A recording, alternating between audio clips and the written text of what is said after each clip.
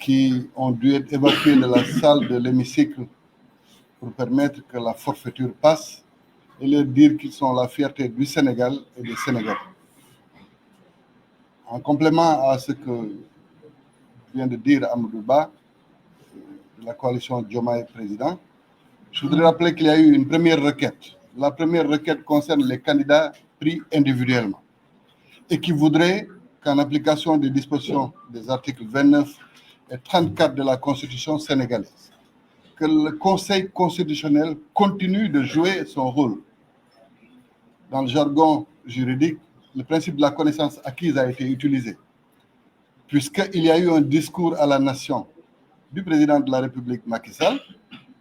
Nous avons pris l'extrait de ce discours pour le déposer au Conseil constitutionnel, même si à ce moment-là, le décret abrogeant, donc le précédent décret qui avait convoqué le corps électoral, n'était pas disponible, en tout cas pour les Sénégalais.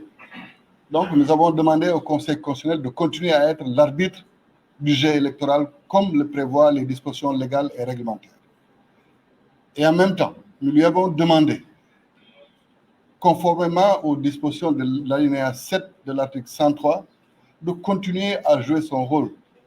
Et cet alinéa est hyper vital pour la survie du Sénégal. Parce que c'est dans cet alinéa que la forme républicaine de l'État du Sénégal est rendue intangible.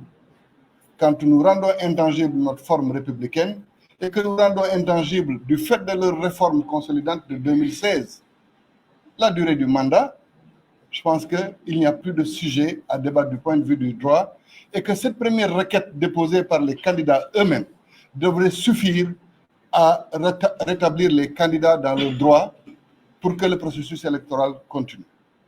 Je rappelle d'ailleurs que cet alinéa découle de leur réforme consolidante de 2016. Pour une petite genèse, le président Macky Sall voulait réduire son mandat. Et il a consulté le Conseil constitutionnel pour lui dire que je voudrais ramener mon mandat de 7 à 5 ans. Le Conseil constitutionnel lui dit tu es incompétent quand il s'agit de la durée du mandat.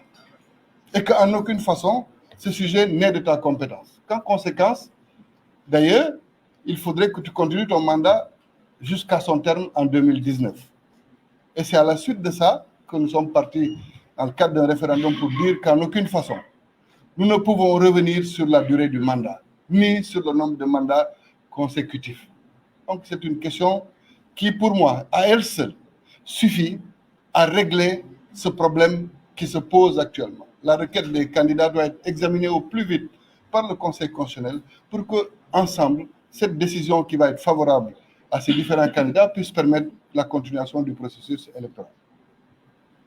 Deuxièmement, comme il a été dit, les députés ont vaillamment résisté, mais ils ont encore une possibilité de pouvoir défendre le Sénégal. C'est de pouvoir saisir encore une fois le Conseil constitutionnel suite au décret qui a été publié. Et nous attendons donc la promulgation de leur loi, le délai de 6 jours, pour pouvoir aussi porter les recours qu'il faut.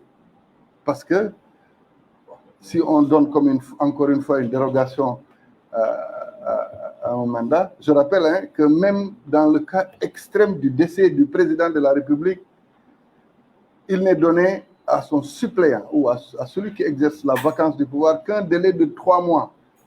Pourtant, un décès d'un président de la République est un événement très douloureux à vivre pour une nation. Mais à ce moment-là, le président de l'Assemblée nationale ne dispose que de 3 mois avant que les Sénégalais eux-mêmes ne choisissent leurs dirigeants. Donc, c'est vous dire combien cette situation que nous vivons est une aberration, est une insulte pour tous les Sénégalais. Car nous sommes la risée du monde. Tous les médias sont en train de rire du Sénégal. Et aujourd'hui, ce n'est plus un combat de candidats. Heureusement que tout le monde l'a compris.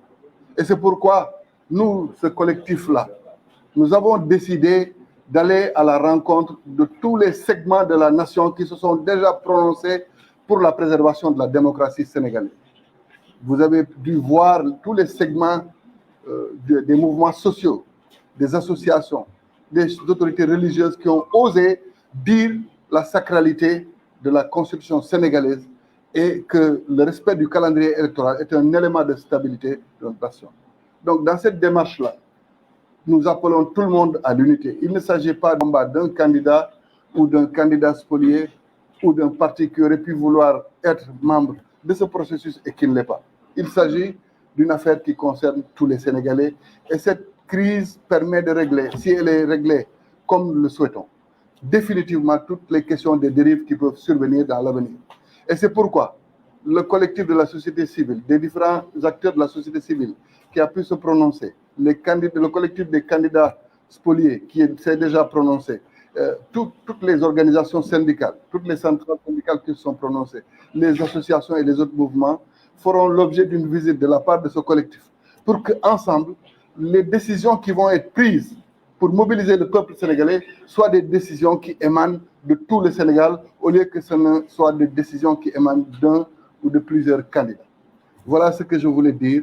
Et encore une fois, des procédures seront en cours aussi concernant les actes illégaux qui ont été posés par le président de la République et par le gouvernement. Parce que si vous vous rendez compte, dans l'actualité d'hier, ceux qui étaient dans la commission d'enquête de l'Assemblée nationale étaient eux-mêmes en train de laver à grande eau celui qui a été cité dans le texte de loi comme le corrupteur.